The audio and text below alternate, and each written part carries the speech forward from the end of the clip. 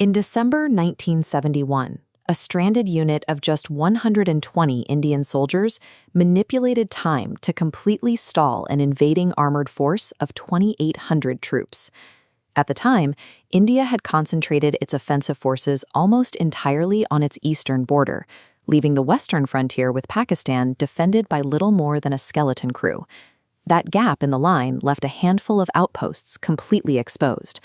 The most vulnerable was a small patch of sand in the arid Thar desert of Rajasthan, called Longewala.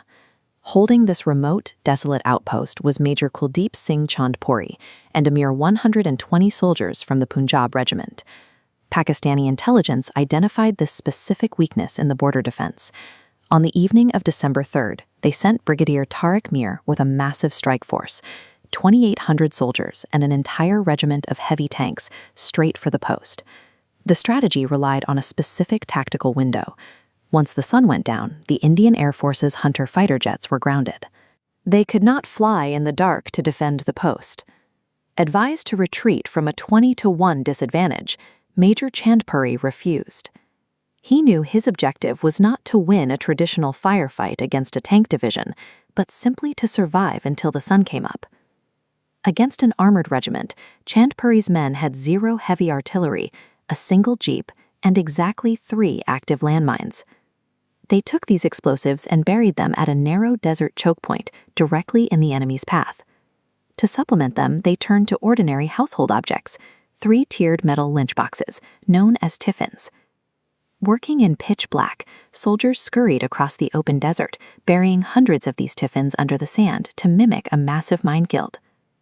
Hours later, the vanguard of the Pakistani tanks rolled through the choke point and hit the 3 actual mines. The explosions triggered immediate panic in the enemy command. Believing they had just entered a vast, lethal minefield, the entire brigade slammed on the brakes. Terrified military engineers were called to the front.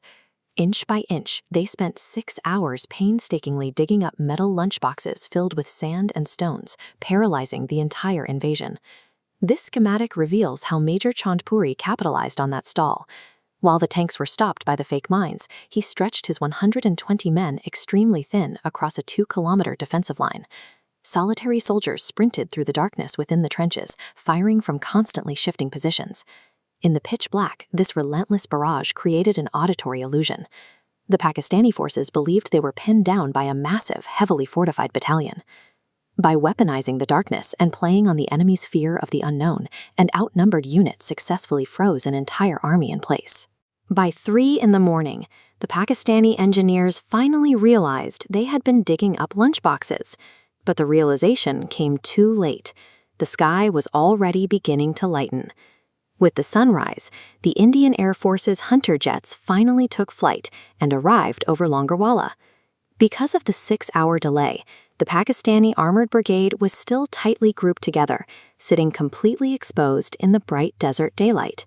The jets tore through the paralyzed tank columns, executing a devastating bombardment on the sitting targets.